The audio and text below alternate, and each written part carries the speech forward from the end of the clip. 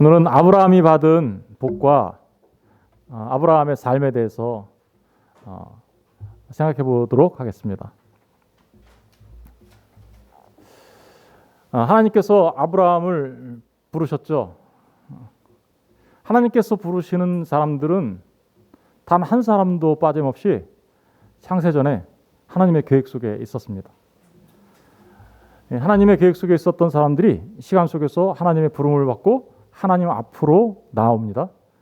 그래서 그들은 본토와 친척과 아비집을 떠나 하나님께서 지시할 땅을 향하여 나아갑니다. 그렇게 나아가는 그들에게 하나님은 똑같이 아브라함에게 주신 복과 같은 똑같은 복을 주십니다. 그래서 오늘 아브라함이 받은 복은 곧 우리들의 복이고 아브라함이 받은 그 복의 삶은 곧 우리들의 삶입니다. 그래서 아브라함이 받은 복이 무엇인지 그리고 그가 어떻게 살았는지 이런 부분들을 오늘 말씀 속에서 한번 찾아보면서 은혜를 나누고자 합니다. 아브라함이 받은 복. 오늘 본문 속에 아브라함이 받은 복은 크게 두 가지로 나옵니다. 첫 번째는 큰 민족을 이룰 거다. 그죠? 아브라함을 부르셨잖아요. 본토와 친척과 아비집을 떠난 아브라함에게 하나님께서 약속하십니다. 큰 민족을 이룰 거다. 두 번째 복은 너의 이름이 어떻게요? 창대하게 될 거다. 여기서 말하는 큰과 창대라는 말은 같은 의미예요. 똑같은 거예요. 그러니까 큰 민족을 이루고 너의 이름도 크게 될 거다라는 의미가 여기 담겨져 있겠죠. 이 두 가지 복이 어떤 복인지 우리가 오늘 본문 속에 나타난 그 말씀들을 살펴보도록 하겠습니다. 큰 민족을 이룬다. 아브라함이 정말 큰 민족을 이뤘죠, 그죠? 나중에 우리가 이미 하나님의 말씀들을 살펴보면 아브라함을 통하여 큰 민족이 이루어졌는데 그 민족의 이름이 뭐예요? 이스라엘이죠. 창세기 2장 12장 2절에 보니까 내가 너로 큰 민족을 이룬다라고 하셨는데 그러면 우리는 그냥 이스라엘이라고 알고 있잖아요. 그런데 정말 그럴까? 그 이스라엘이 지금 우리가 말하는 문자적인 이스라엘일까? 아니면 다른 걸까? 이런 것들에 대해서 우리 한번 생각해 봐야 되겠죠. 그리고 어떻게 그 큰 민족이 될까? 이런 부분들에 대해서 우리가 한번 생각해 보려고 합니다. 아브라함에게는 자녀들이 많이 있었어요. 아브라함이 나이가 이 본토와 친척과 아비집을 떠날 때 75세였어요. 75세가 될 때까지 자녀가 없었어요. 이 자녀가 없었다라는 것은 당시의 사람들의 생각에는 아브라함이 어떤 상태예요? 복이 없는 상태예요. 좀 더 심한 말로 바꾸면 사람들의 생각에는 그가 저주를 받았나? 이렇게 생각하는 상태. 자녀가 없으니까. 그런데 그러한 아브라함에게 와서 하나님께서 약속하죠. 너로 인하여 큰 민족을 이룰 거라고. 그죠? 사실은 75세 된 아브라함에게는 이런 약속들이 나중에 이제 우리가 더 살펴볼 거지만 믿어지지 않았던 거죠. 그래서 아브라함이 자녀를 낳으려고 자녀가 계속 없으니까 어떻게 인간의 방법을 도모하죠. 인간의 방법으로 탄생한 아들이 누구예요? 이스마엘이죠. 인본주의적인 방법이에요. 그래서 하갈은 사레의 몸종이었죠. 몸종을 아브라함에게 주어 아브라함이 하갈을 통하여 아들을 낳습니다. 이스마엘. 그런데 하나님께서 약속하신 대로 정말로 아들을 하나 주시죠. 약속된 아들, 그죠? 약속된 아들. 사레를 통하여 100살 때, 그것도 그죠? 100살 때. 그러니까 그 복을 약속하시고 나서 진짜 약속한 아들을 하나 낳았는데 몇 년 뒤에 낳았어요? 25년 뒤에 낳은 거예요, 그죠? 여러분 하나님의 약속은 반드시 지켜집니다. 그런데 사람들은 시간이 좀 걸린다고 실망하고 좌절할 때가 많이 있죠. 여러분 그럴 필요가 전혀 없습니다. 하나님의 약속은 반드시 이루어집니다. 하나님께서 약속하신 그 약속이 아들을 이제 주시는 일로 나타나기 시작하는데 무려 25년 뒤에 100살이나 되었을 때 그죠? 사레 아내를 통하여 이삭을 낳습니다. 그리고 아브라함이 죽기 전에 나이가 많이 들어서 또 한 명의 아내를 두는데 그두라라는 아내를 두게 되죠. 근데 그를 통해서는 많은 사람들이 나와요. 시므란, 욕산, 무단, 미디안, 이스박, 수아. 많은 아이들이 나오죠. 하나님이 지금 이렇게 하시려고 많은 너를 통해서 큰 민족을 이루실 거야라고 얘기한 걸까요? 아니겠죠, 그죠? 좀 더 나가면 이삭을 통해서 아들이 나오죠. 누구죠? 야곱. 그 야곱을 통하여 몇 명의 아들이 나옵니까? 12명의 아들. 그 12명의 아들들이 결국은 이스라엘의 지파, 12지파를 이루게 되고 이스라엘이라는 민족을 이루게 되죠. 이스라엘이 애굽으로 들어갔습니다. 그죠? 누구 때? 야곱 때. 애굽으로 들어갔는데 애굽에서 이스라엘이 민족을 이루는데 나올 때 몇 명이나 됐을까요? 20세 이상 장정들만 60만 명이었죠. 그러니까 20세 이하 아이들과 여자들을 다 포함하면 몇 명 됐을까요? 학자들에 따르면 거의 약 200만 명 가까운 사람이 되었다라고 얘기합니다. 그러니까 하나님의 약속, 다시 말하면 내가 너를 큰 민족을 이루겠다라는 게 이루어진 것 같죠? 200만 명이나 되는 큰 민족이 돼서 나왔으니까.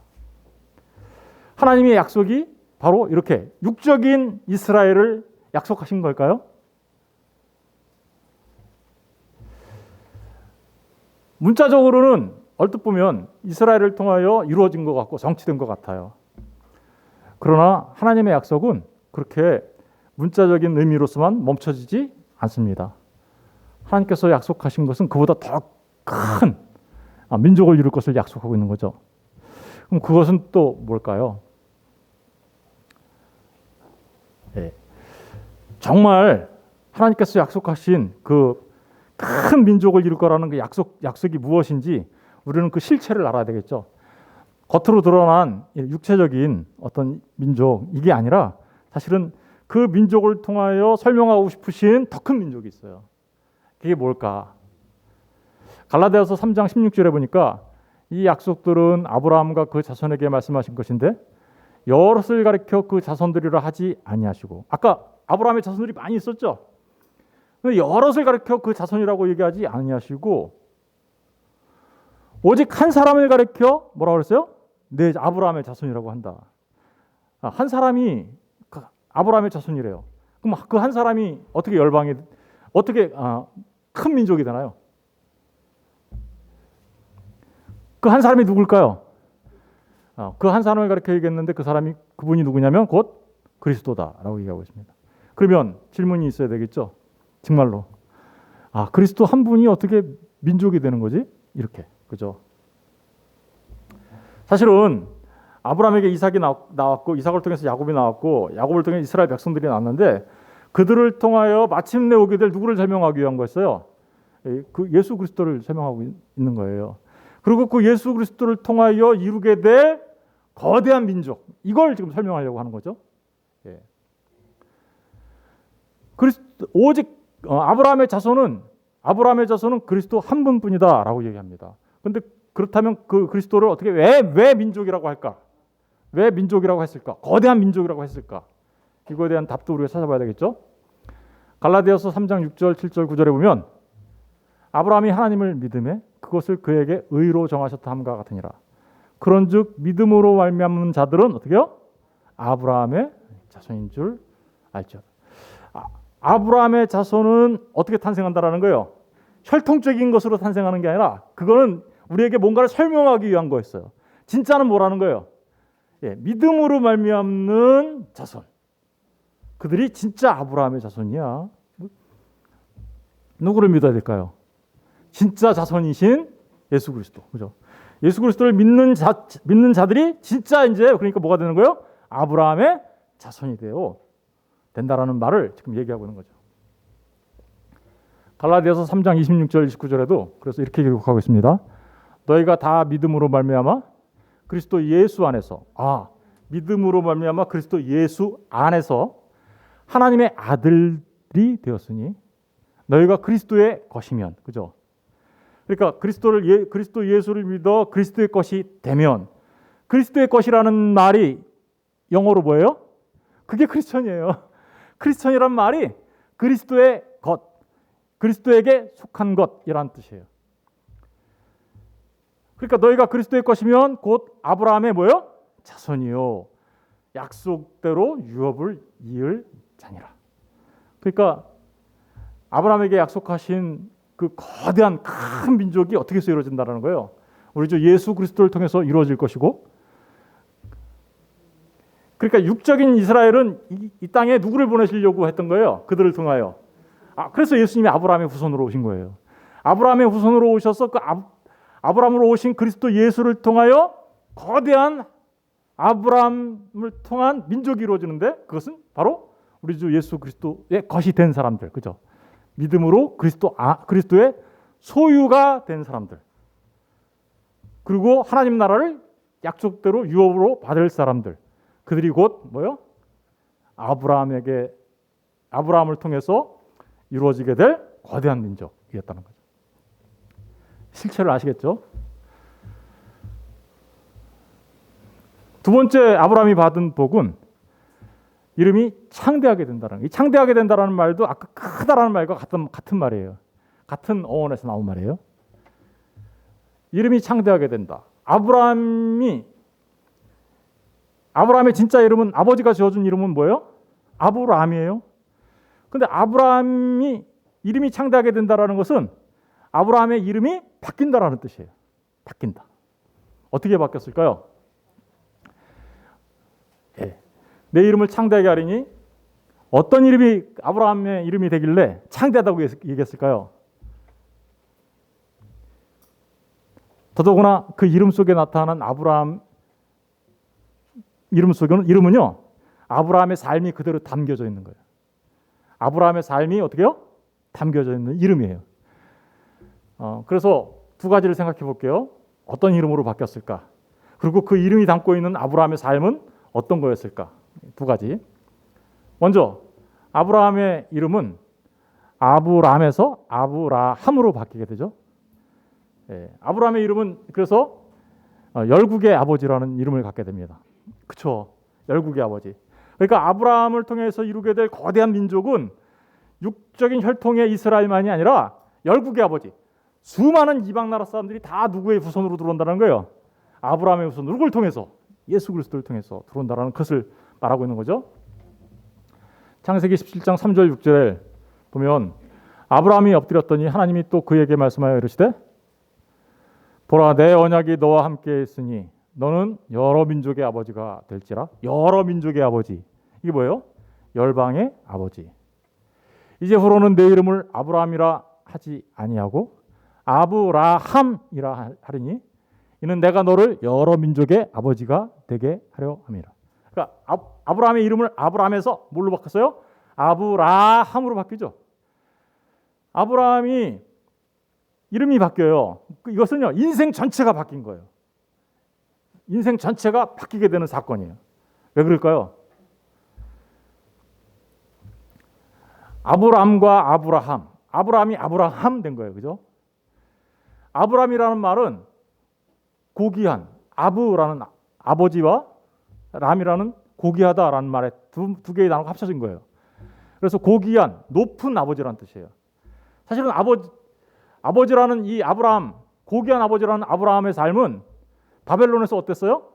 우상을 숭배하며 자기를 높이며 자기 이름을 내려고 했던 삶이었어요. 그죠? 바벨탑의 사건이 그거잖아요. 바벨탑의 사건은 다 뭐예요? 우리의 이름을 내자. 그죠? 그런 삶이었어요. 그런데 아브라함이 아브라함이 됩니다. 그 아브라함은 그렇게 높은 아버지 이가 아니라 많은 무리의 열국의 아버지로 바뀌어요. 이렇게 바뀌는 것 자체가 뭐예요? 인생이 바뀌었다는 뜻인데 왜 그럴까요? 그렇게 우상을 섬기며 자기 이름을 높이며 살려고 했던 그 아브라함이 하나님 앞에 그 인생 전체가 바뀌어서 이제는 어떻게 돼요? 사실은 복이라는 말이 무슨 뜻이냐면 바라크라고 하는데요, 무릎 꿇다라는 뜻이에요. 무릎 꿇는 삶으로 바뀌었다는 뜻이에요. 첫 번째가 그게, 그리고 곧 복이라는 거예요. 그런데 그렇게 하나님 앞에 무릎 꿇는 삶이 되자 열방의 아버지가 된다라는 거죠. 열방의 아버지라는 건 뭘까요? 그러니까 아브라함을 통해서 진짜 수많은 민족들이 주님 앞으로 돌아오게 되어, 그죠? 그 놀라운 아브라함이 받은 축복을 그들도 다 받게 될 거다라는 그런 의미가 여기 들어가 있죠. 근데 더 놀라운 게 있어요. 아브라함에서 아브라함으로 바뀐 이 내용이 인생이 바뀐 거거든요. 아브라함과 아브라함 차이점이 뭐예요? 글자에서 보면 예? 람이 아니고 함이죠. 히읗자가 하나 들어갔죠. 히읗. 히브리 말로 보면 요 해가 하나 들어간 거예요. 이쪽에. 그죠? 앞에는 다 똑같죠. 뒤에 해라는 단어가 하나 더 들어갔잖아요. 무슨 뜻일까요?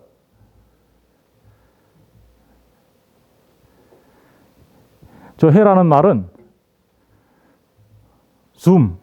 숨결이라는 뜻이에요. 숨을 불어넣다. 여러분, 아담이 흙이었었죠. 그때 하나님께서 숨을 불어넣으니까 어떻게 돼요? 살아있는 존재, 생명이 되죠. 아브라함은요, 죽어있던 존재예요. 우상숭배하던 죽어있던 존재. 하나님 앞에. 그런데 하나님이 숨결을 불어넣자 그가 하나님 앞에 산 존재가 되어 정말 열방을 주님 그 앞으로 돌아오게 하는 산자가 되었다라는 뜻이 여기 들어가 있는 거예요. 우리도 그렇죠. 저와 여러분들은 어땠어요? 우리도 여전히 바벨론에서 우리의 욕망과 우리의 죄와 허물로 살았던 존재였잖아요. 본질상 진노의 자녀였고, 그죠? 공중의 권세 잡은 자에게 사로잡혔던 자들이었잖아요. 그런데 그렇게 죽었던 자들이었잖아요. 죄와 허물로 죽었던 우리, 그죠? 그 죽었던 우리에게 숨을 불어넣으세요, 하나님이. 예수 그리스도의 십자가의 보혈로 우리의 모든 죄를 깨끗이 씻어내고 거룩한 존재가 되게 하시고 우리 안에 숨을 불어넣으세요. 누구예요? 성령님. 우리 인생이 바뀌는 것은 이렇게 하나님께서 우리 안에 숨을 불어넣으시면 바뀌는 겁니다. 아브라함이 그렇게 바뀐 거예요. 여러분, 사레와 사라도 마찬가지예요. 거기도 숨이 들어가 있어요. 사레가 사라로 바뀌죠. 거기도 숨결이 들어가 있어요. 해가 들어가 있어요. 그러니까 이렇게 인생이 바뀐다라는 것은 우리 안에 성령 하나님이 들어오셨다라는 의미가 관해 있는 거고요. 그렇게 되자 그의 인생이 완전히 바뀌었다라는 뜻이 되고요. 그 일을 통하여 수많은 사람에게 어떻게요? 그 하나님께서 아브라함에게 주신 그 복을 흘려내 보내주는 진짜 복이 된 사람이야. 이 사람이. 그죠? 저와 여러분에게도 그런 일이 일어나야 된다는 거죠. 그러니까 저는 저와 여러분 인생이 완전히 바뀐 자가 되시길 주의 이름으로 축원드립니다. 인생이 바뀐 거는요, 예수 그리스도를 만나 성령을 받은 자들이에요. 성령 세례 받은 사람들. 그 사람들은 정말 인생 그런 사람을 우리는 뭐라 그래요? 거듭난 사람, 새롭게 창조된 새로운 피조물이라고 말하는 거예요. 그래서 아브라함의 두 번째 이름은 선지자였습니다. 창세기 20장 7절에 보면 이제 그 사람의 아내를 돌려보내라. 그는 선지자라. 누가 선지자라고요? 아브라함이 선지자래요. 아브라함이 애굽으로 내려갔어요. 이미 한번 자기의 아내를 팔아먹은 적이 있어요. 그랬던 아브라함이 또 애굽으로 내려가서 아비멜렉이라는 왕 앞에서 어떻게요? 또 자신의 아내를 또 팔아먹어요. 야, 누이라고 그래. 내 아내라 그러면 내가 죽으니까 누이라고 그래. 이러면서 그죠? 그래서 그 아비멜렉이 사례를 취하려고 하자 하나님께서 어떻게 해요? 아비멜렉에 나타나서 얘기하죠. 이제 그 사람의 아내를 어떻게 해요? 돌려보내라. 누가 얘기한 거라고요, 이게? 하나님이 얘기하신 거예요. 그는 뭐라고요? 선지자. 누가 얘기한 거예요? 하나님이 아비멜렉한테. 누가 선지자라는 거예요? 아브라함이. 여러분, 하나님으로부터 부름을 받아 복을 받은 자의 삶은 선지자적인 삶을 살아갑니다. 선지자가 뭐예요? 선지자는 하나님으로부터 말씀을 받아 그 말씀을 전하는 자예요. 그죠? 여러분, 우리의 인생이, 우리 안에 성령이 들어오고 우리의 인생이 뒤바뀌면 우리 모두는 하나님의 말씀을 가진 자가 되고 그 말씀을 우리 입 밖으로 내어 하나님의 말씀을 전하는 자로 우리의 삶을 살아간다라는 의미가 이 안에 있겠죠. 아브라함이 그런 복을 받았다라는 거예요. 아브라함 안에는 뭐가 있다는 거예요? 하나님의 말씀이 있었고 그 진리의 말씀을 갖고 있는 아브라함은 그 하나님의 말씀을 전하며 살아가는 증인으로서의 삶을 살아갔었다라는 아주 중요한. 그런데요, 이렇게 사는 것 자체가 뭐냐면 그게 복이에요. 사실은 그거 자체가 복이라니까요. 그들은 하나님의 말씀을 전하며 사람들을 위하여 뭐예요? 기도해줘요. 오히려 기도하는 삶을 살아갑니다. 여러분, 이게 바로 복받은 사람의 삶의 모습인 거죠. 세 번째로 아브라함의 이름은 하나님의 왕자였습니다.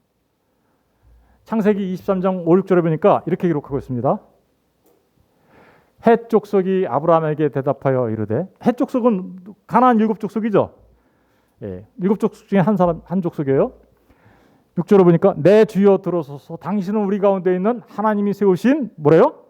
지도자시. 누가 얘기한 거예요 지금? 헷 족속들이 아브라함한테 당신은 우리 가운데 하나님이 세우신 지도자입니다. 아니, 이게 세상 사람들이 이렇게 얘기한다라는 거예요. 여기서 말하는 하나님이 세우신 지도자라는 말이 진짜 어떤 의미를 갖고 있는 거냐면요. 영어 성경에는 잘 나타나 있어요. 6절 이렇게 옆에 보면 노랗게 표시되어 있는 부분, 거기 보면 you are a mighty 뭐라고 그럴 수 있어요? Prince라고 되어 있어요. Prince가 뭐예요? 여러분, 세상 사람들이 당신은 하나님이 세우신 왕자예요 이렇게 얘기한다는 거예요. 아브라함의 이름이 왕자. 하나님이 세우신 왕자. 누가 왕이에요 그러면? 하나님이 왕이시고 걔는 내 아들이야 이런 뜻이 담겨져 있겠죠. 여러분, 진짜 복받은 사람은 하나님으로부터 이렇게 왕자라는 소리를 듣게 되는 거죠. 여러분, 베드로 사도도 그렇게 얘기했죠. 너희는 택하신 족속이요 왕 같은 뭐요? 제사장. 우리 그래서 왕 같은 사람들이에요. 다 하나님의 아들로서 그러한 축복을 받으며 살아가는 사람들이 누구라는 거예요? 예, 바로 아브라함의 복을 받은 사람들이라는 뜻이 여기 담겨져 있는 겁니다. 그들은 세상을 지도합니다. 어떻게 지도할까요? 우리가 경제학을 잘 알아서, 경영학을 잘 알아서, 과학을 많이 알아서 그렇게 하는 거 아니겠죠? 이 사람들은 하나님이 세우신 지도자래요. 뭘 가르칠까요? 말씀을 전하는 거죠. 하나님을 가르쳐주는 거죠. 우리의 삶을 통하여 하나님을 드러냄으로써 세상 사람들이 당신은 하나님이 세운 지도자네요 라는 그런 말을 듣고 산다라는 거예요. 그런데 이게 진짜 뭐예요? 이거 자체가 복이라는 겁니다. 아브라함의 이름은 또 더 나아가서 하나님의 종이라는 이름이 있습니다. 시편 105편 4, 5절에 보니까 여호와와 그의 능력을 구할지어다 그의 얼굴을 항상 구할지어다 그의 종이라는 게 누구의 종이라는 거예요? 여호와와 그의 능력을 구할지어다 그의 얼굴을 항상 구할지어다 그의 종. 그러면 누구의 종이라는 거예요? 여호와의 종. 아브라함은 여호와의 종이었습니다. 여러분, 진짜 하나님으로부터 복을 받은 사람들은요 하나님의 종으로 살아갑니다. 종은 누구의 말을 들어요? 주인의 말을 들어야 되는 거예요. 하나님의 말을 들으며 살아갔다라는 말이 바로 종이라는 말이죠. 그런데 그 일을 열심히 주인의 말을 하고 나서도 어떻게 해요? 종은 자기 자랑합니까? 아니죠. 종은 항상 누구를 자랑해요? 주인을 자랑합니다. 그래서 누가복음에 가서 보면 충성된 종이 뭐라고 얘기해요? 나는 무익한 종입니다. 여러분, 나는 무익한 종입니다라고 말하며 살아가는 그 자체가 충성스럽게 살지만 나는 무익한 종이라고 고백하는 그 자체가 복이에요. 복을 어디서 이상한 거 찾지 마시고 하나님의 말씀에 순종하며 살아갈 때, 하나님의 말씀대로 섬기며 살아갈 때 우리는 그것을 그 자체를 복이라고 한다고요. 복이라고 한다고요. 그게 바로 아브라함이 받은 복이었어요.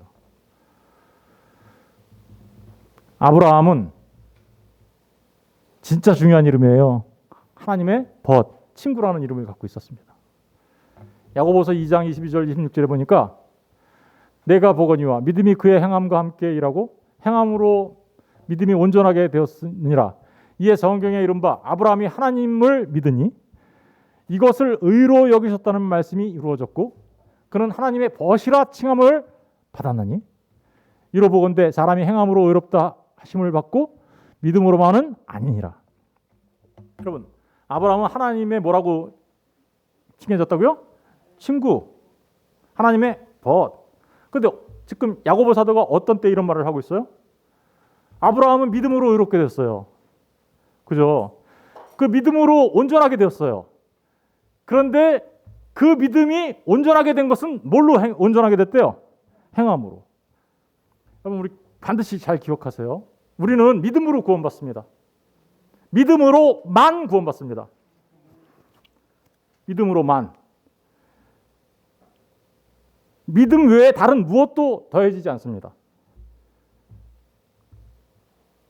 행함은 결코 우리 구원의 전제 조건이 아닙니다. 그러나 믿음 안에 행함이 없는 것은 결코 또 아닙니다. 왜 그럴까요? 진짜 믿음을 갖고 있는 사람은 반드시 행함으로 나타나기 때문인 거죠. 행함은 구원의 조건은 아니지만 믿음으로 구원받은 사람들의 삶에 나타나는 믿음의 결과입니다. 무슨 얘기인지 아시겠죠?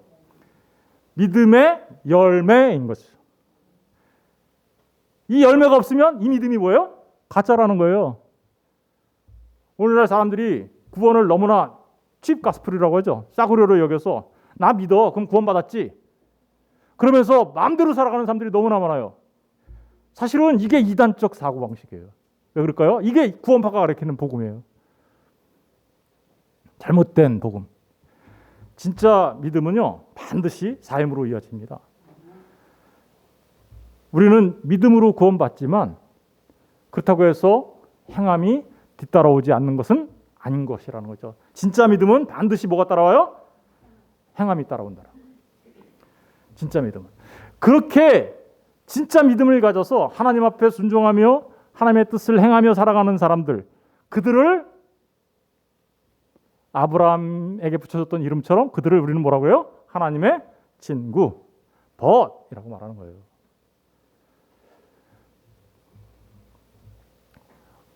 오늘날 이게 강조되지 않으면 신앙생활을 그래서 사람들이 너무나 쉽게 생각하는 거죠. 여러분, 우리의 신앙은 그저 입으로만, 그저 말로만 나 믿어요라고 하는 것이 아니라 그 믿음은 반드시 우리의 삶으로 나타나게 되어 있다는 사실을 기억하시고, 그 자체가 뭐예요? 하나님의 친구라 불림을 받는 복이라는 사실을 기억하셨으면 좋겠습니다.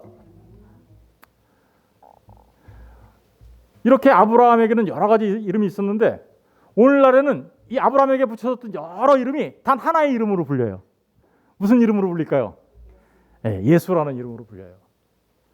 계시록 14장 1절 보니까 또 내가 보니 보라 어린 양이 시온산에 섰고 그와 함께 14만 4천이 서 있는데 그들의 이마에는 어린 양의 이름과 그의 아버지의 이름을 쓴 것이 있더라.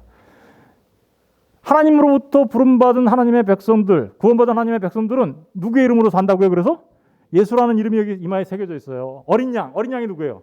세상 죄를 지고 가신 하나님의 어린 양, 우리 주 예수 그리스도를 말하는 거죠. 예수의 이름이 우리의 이마에 새겨져 있다고 얘기해요. 한번 보세요. 진짜 새겨졌는가? 여러분, 하나님께서 너는 내 것이라고 얘기하시는 거죠. 너는 예수에 속해 있기 때문에 너는 내 것이야. 그러니 너는 이제 예수에 속했으니 예수로 살아야 돼 라는 말이 바로 이마에 예수라는 이름이 새겨졌다는 거예요. 예수님처럼 산다라는 얘기예요. 어떻게 사는 걸까요? 예수님처럼 산다라는 것은, 예수님은 하나님의 뜻을 위하여 자신의 모든 것을 내려놓고, 그죠? 그 십자가의 길을 묵묵하게 가십니다. 그리고 겟세마나에서 내 뜻대로 하지 마시고 아버지의 뜻대로 하옵소서라고 하며 무릎을 꿇습니다. 그렇죠? 그 무릎 꿇는 게 뭐라 그랬어요? 그게 바라크 복이라니까요. 예수님이 진짜 복 받으신 분이죠. 그러니까 예수님이 복이에요. 그리고 거기에 속해 있는 자들이 복이에요. 그리고 예수님처럼 살아갑니다. 내 뜻대로 하지 마시고 아버지의 뜻대로 하옵소서. 자기를 부인하고 자기 십자가를 지고 예수님처럼 살아가는 것. 지십시오. 저야 이깁니다. 미워하는 자가 있어요. 사랑하십시오. 그렇게 자신을 부인하며 살아가는 그 십자가를 지는 삶, 그 삶이 예수라는 이름으로 사는 거예요. 예수라는 이름으로. 그냥 어금니 꽉 깨물고 내가 어떻게 살아도 이겨야 되지, 그건 세상 사람들이 하는 거고요. 그렇게 하면 속이 시원하죠. 사실은 저도 경험해봐서 알아요. 그게 얼마나 속이 시원한지. 그런데 얼마나 후회하는지 아시죠? 여러분, 하나님 예수님의 이름으로 살아간다는 것은 자신이 한 일에 대하여 점점 후회가 없는 삶입니다. 그때 내가 잘했구나, 내가 잘 졌지, 잘 져줬구나. 그게 마침내 뭔가요? 그게 이기는 사람이에요. 그런 삶을 살아가게 된다는 것을 지금 말하고 있는 겁니다. 계시록 22장 4절에도 그의 얼굴을 볼 터이요 그의 이름도 그들의 이름 이마에 있으리라. 여러분, 예수로 살아가는 게 아브라함의 복을 누리며 살아가는 삶 자체입니다. 이 땅에 예수로 살아가지 않고 다른 이름으로 살아가는 사람들이 있어요. 계시록 17장 5절에 보니까 그들도 이마에 뭐라고 써 있어요. 그의 이마에 이름이 기록되었을 때 비밀이라 큰 바벨론이라. 바벨론이라고 이름이 써있대요. 땅의 음료들과 가증한 것들의 어미라. 누구예요 저거? 사단의 이름으로 살아가는 사람들. 이 세상에는 두 가지 이름으로 살아가죠. 그러니까 세상에 바벨론의 이름으로 살아가는, 사단의 이름으로 살아가는 사람들, 예수의 이름으로 살아가는 사람들. 누가 진짜 복받은 사람이에요? 예수의 이름으로 살아가는 사람들. 여러분, 여러분들이 예수의 이름으로 삶을 살아가고 있어요. 여러분들이 얼마나 놀라운 복을 받았는지, 얼마나 놀라운 축복을 받았는지 이런 말씀들을 통해 우리가 정말 확인할 수 있는 거죠. 그들의 이름은요, 시간 속에서는 이렇게 나타나요. 창대하게 된 성도의 이름. 사실은 창대하게 된다는 건 결국은 내 이름이 뭐가 되는 거예요? 내 이름이 예수가 되는 거예요. 그게 창대하게 되는 거야. 왜 창대하게 되는 건가? 그 이유 두 가지를 말씀드리면, 이 세상에서는요, 이름이 창대하게 된 사람들의 삶의 모습은 아주 작아 보여요. 고린도후서 6장 8절 10절에 우리는 속이는 자 같으나 참되고 무명한 자 같으나 어떻게요? 유명한 자. 이 세상 시간 속에서 살아갈 때 예수 믿는 사람들은, 예수 이름으로 살아가는 사람들은 무명한 자 같아요. 이름이 없어요. 그렇죠? 누구의 이름으로 살아가니까? 천세균의 이름으로 안 살죠? 제 이름 없어졌어요. 누구의 이름으로 살아요? 예수의 이름으로 사니까 무명한 자 같아요. 그런데 사실은 어떻대요? 그 이름이 오히려 창대해진 거라는 거예요. 무슨 얘기인지 아시겠죠?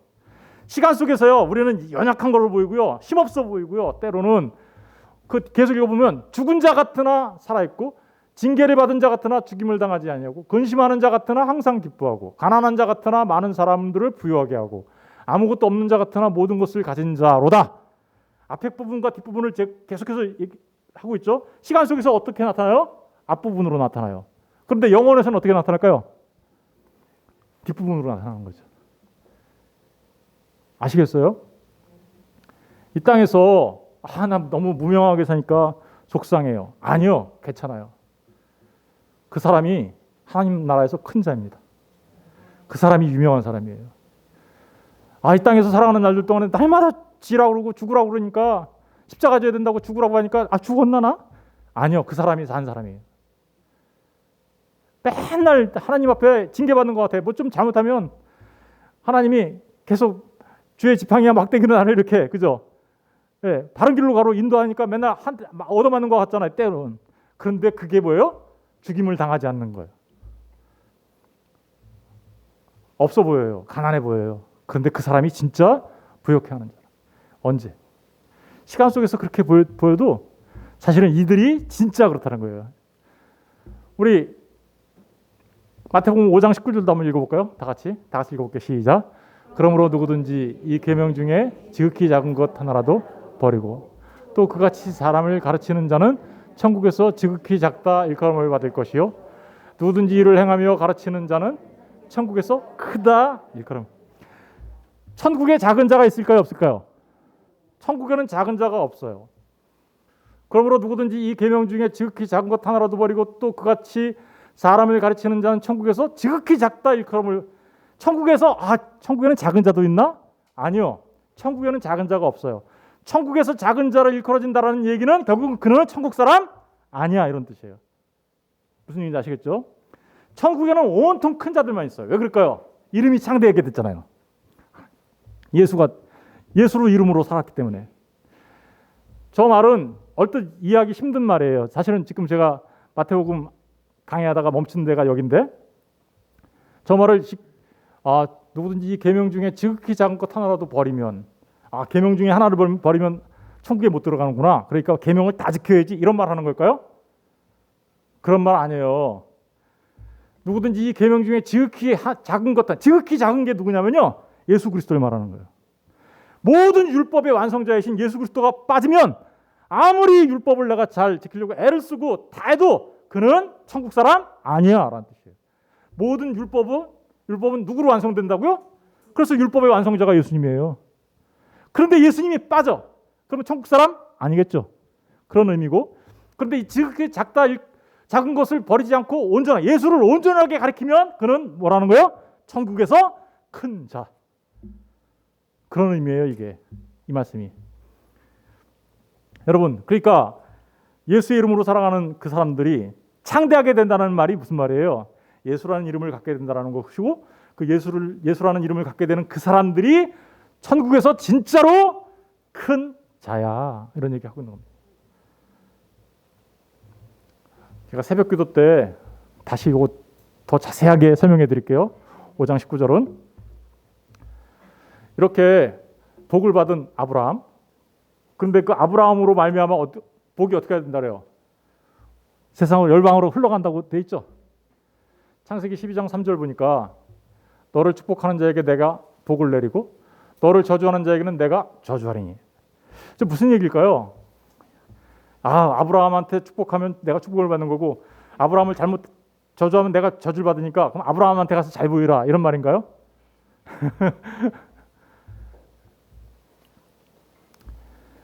그리고 땅의 모든 족속이 너로 말미암아, 그러니까 열방이 아브라함으로 말미암아, 그죠? 복을 얻을 것이다. 이미 이 부분은 어느 정도 설명이 됐죠. 그런데 너를 축복하는 자에게 내가 복을 내리고 너를 저주하는 자에게 내가 저주하리니. 무슨 말일까요, 이게? 여러분, 이게 한마디로 말하면 이런 말입니다. 예수 안에 있는 아브라함의 복. 그러니까 예수를 축복하면 어떻게 해요? 내가 복을 받고 예수를 저주하면 어떻게 해요? 내가 저주받는다는 말이 이 안에 들어가 있는 거예요. 갈라디아서 3장 13절 14절 읽어보겠습니다. 다 같이 시작. 그리스도께서 우리를 위하여 저주를 받은 바 되사 율법의 저주에서 우리를 속량하셨으니 기록된 바 나무에 달린 자마다 저주 아래 있는 자라 하였습니다. 이는 그리스도 예수 안에서 아브라함의 복이 이방인에게 미치게 하고 또 우리로 하여금 믿음으로 말미암아 성령의 약속을 받게 하려 함이라. 아브라함의 복이 누구 안에 있대요? 저기 14절에 그리스도 예수 안에서.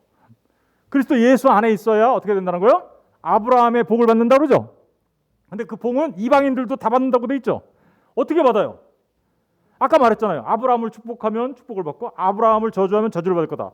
그러면 그 아브라함의 복은 누구 안에 있어요? 예수 안에 있어요. 그러면 이 얘기가 누구 얘기하는 거예요, 지금? 예수님 얘기하는 거예요. 고린도전서 12장 3절에 보면 그러므로 내가 너희에게 알리노니 하나님의 영으로 말하는 자는 누구든지 예수를 저주할 자라 하지 아니야. 하나님의 영으로 아까 말했죠. 하나님의 숨결이 들어갔어요. 그죠? 호흡이 들어왔어요. 성령을 받았어요. 그 사람들은 주님을 어떻게 해요? 저주해요? 안 해요? 안 못해요. 지금 그런 얘기 하는 거예요. 그러니까 이들은 예수 그리스도를 어떻게 해요? 주님으로 고백해요. 저주하기는커녕 주님, 예수님이 나의 주라고 고백해요. 보세요. 누구든지 예수를 저주할 자라 하지 아니하고 또 성령으로 아니하고는 누구든지 예수를 주시라 할 수 없다.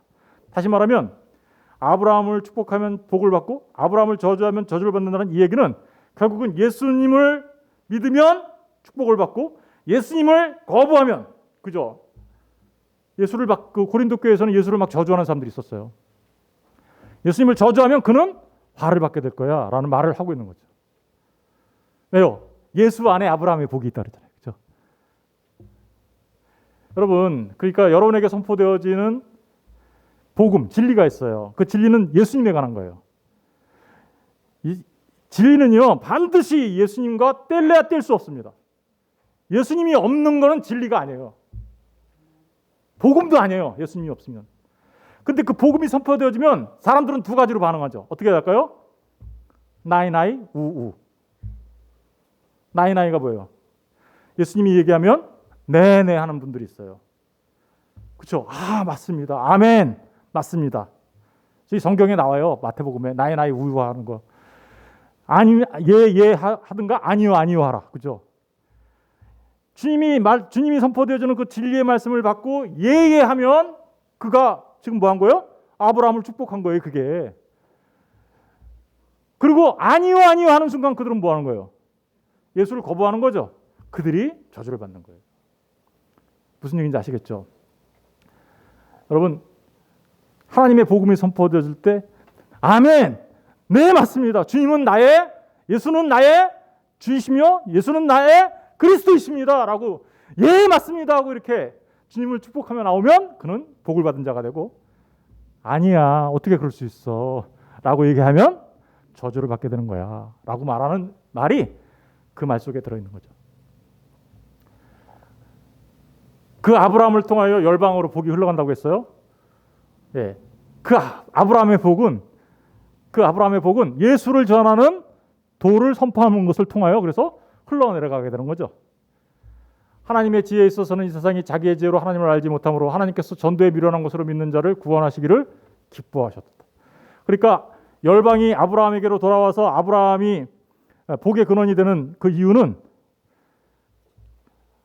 예수를 선포하는 그 진리의 말씀들이 전해짐으로써 그 일들이 가능하게 되는 거야. 사실은요, 이 일은 기적 같은 일이에요. 왜 기적 같은 일일까요? 예수님이 십자가에 못 박혀 죽으셨어요. 그리고 3일 만에 부활하셨어요. 십자가에 못 박혀 죽으신 예수님의 모습은 유대인이나 헬라인이나 어떤 사람들이 보면 정말 미련해 보이는 거예요. 아무것도 아닌 것 같아요. 저주받은 것처럼 보여요. 유대인들이 보면 저주받은 거고, 헬라인이 보면 뭐 하는 거야 저거? 이렇게 미련해 보여요. 그런데요, 진짜 성령 하나님의 역사를 통하여 그 십자가를 바라보는 사람들, 그들은 그 주님의 십자가가 자신에게 구원이 됨을 알아요. 나의 구원에 하나님의 능력인 걸 알아요. 그런 자들이 바로 복을 받은 자들인데, 그것은 어떻게 전해지는 거예요? 예, 전도를 통해서. 그러니까 바로 그 아브라함의 복이 어떻게 열방으로 흘러갈 것인가는 예수 그리스도를 전하는 일을 통하여 흘러가게 될 거야 라는 말이 아까 그 말씀이겠죠. 이 일을 위하여 교회는 사명자 역할을 합니다. 교회가 그래서 사명자예요.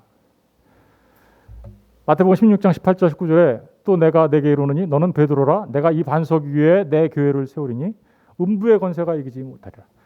주님께서 베드로의 고백 위에 교회를 세우겠다고 합니다. 베드로가 뭐라고 고백했나요? 주는 그리스도시요 살아계신 하나님의 아들입니다 라고 고백했어요. 그 고백을 들으신 주님이 베드로에게 내가 네 반석 위에 교회를 세울 거다. 주는 그리스도시요 살아계신 하나님의 아들이라는 그 고백 위에 하나님의 교회가 세워집니다. 그랬더니 그 교회는 음부의 권세가 이기지 못하는, 음부의 권세가 뭐예요? 사망의 권세, 죽음의 권세, 사단의 권세, 저주의 권세, 이런 것들이 교회를 이기지 못할 거라고 선포하십니다.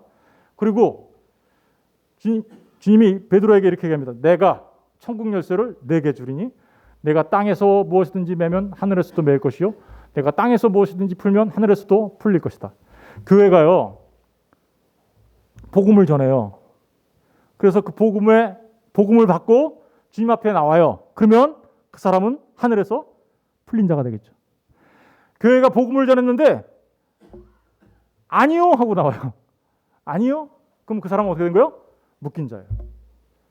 사실은 이 안에는 교회 그 치리에 관한 문제들도 들어가 있지만 제일 중요한 건 복음에 대하여 어떠한 모습으로 나오는가에 관한 얘기가 1차적으로 이 안에 들어가 있어요. 그러니까 예수 그리스도의 복음을 전할 때 예하고 나오는 사람들은 여기서 땅에서 풀린 거죠. 그러면 하늘에서 풀려요.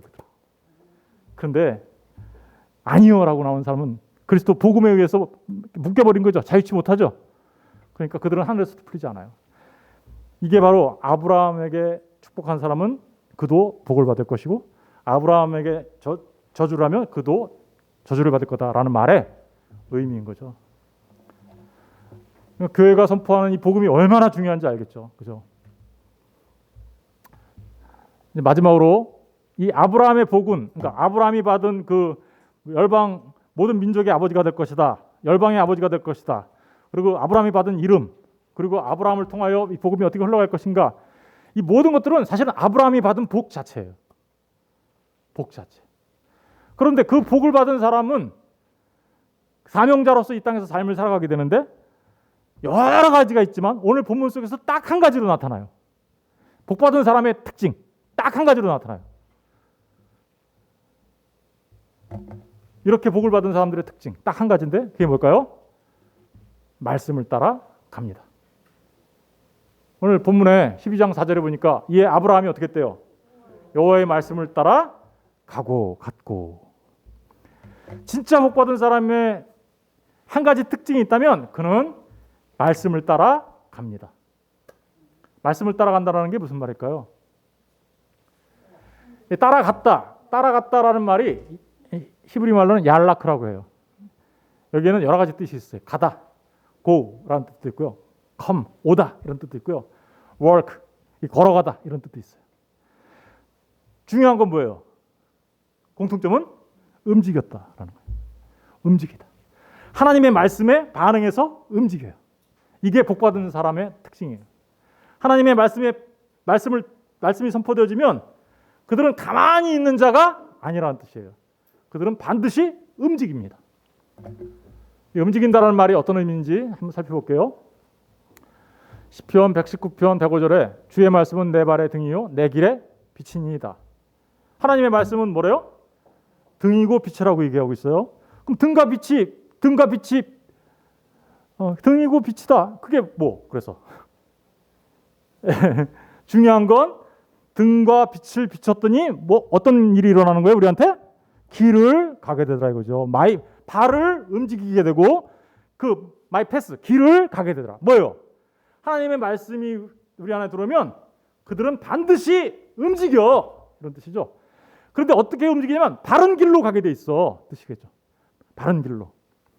어둠이면 빛이 없어요. 그럼 어떻게 가요? 어디가 길인지 모르는데.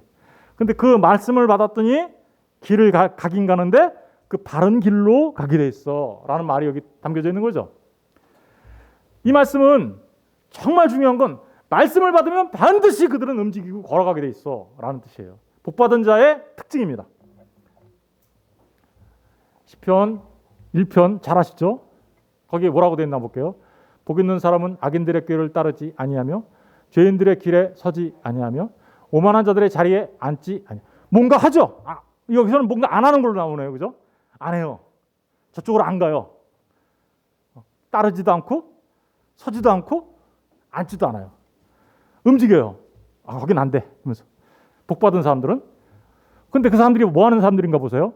오직 여호와의 율법을 즐거워하며 그의 율법을 주야로 뭐 하는 사람들이에요? 묵상하는. 여호와의 말씀을 주야로 묵상하는 자들은요. 그냥 묵상만 하고 끝나는 것이 아니라는 거예요. 움직인다니까요. 움직여요.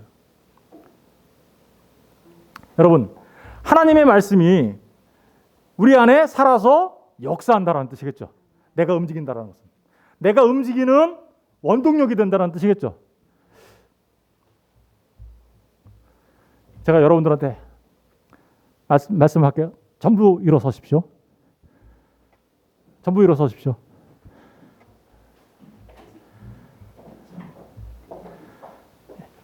눈치 보고 일어서시는 분,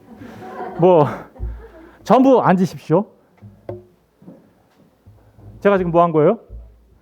말을 했어요. 제 말이 죽었나요? 살았나요? 여러분들한테 살았죠? 여러분들이 지금 제 말을 듣고 움직였죠? 요게 말씀이 역사하는 사람들의 특징이에요. 하나님의 말씀을 선포했는데 일어나십시오 했는데 아무것도 반응 안 하고 있어요. 이렇게. 그러면 그 사람 안에는 지금 이 말이 살아있는 거예요? 죽어있는 거예요? 죽어있는 거예요. 하나님의 말씀이 살았다 죽었다는 이렇게 나타나는 거예요. 우리의 삶 속에서 내가 그 말씀에 따라서 움직이는지 움직이지 않는지. 이건 뭐예요? 믿음이 행함으로 나타나는지 안 나타나는지. 그래서 우리가 하나님의 친구가 되었는지 안 되었는지. 이런 말씀이죠. 그죠? 여러분, 복받은 자의 삶의 특징은 하나님의 말씀이 그 안에서 역사하여 움직이게 만드는 거예요. 그래서 우리는 그렇게 하나님의 말씀에 따라 움직일 때 우리는 한 단어를 사용하죠. 순종이라는 말을 쓰는 거죠. 그래서 믿음의 사람은 반드시 뭘로 나타나요? 그의 삶이 순종이라는 말로 드러나게 되어 있는 겁니다. 순종합니다. 그런데 그 삶이 뭐예요? 그 삶이 복 자체라는 거예요. 하나님의 말씀에 순종하며 살아가는 그 삶 자체가 뭐라고요? 복. 복 받고 싶으세요? 말씀에 순종하세요. 그게 복이에요. 기도하겠습니다.